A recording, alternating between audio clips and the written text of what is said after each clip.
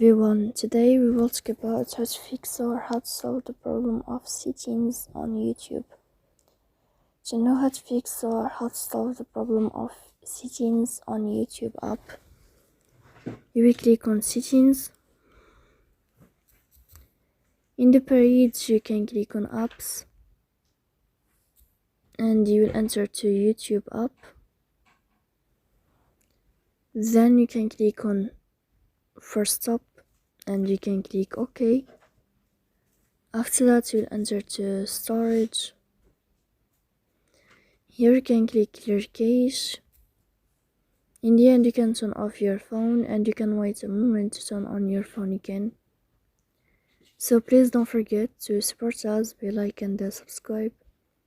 See you next time in another video, and thank you for your attention and your watching.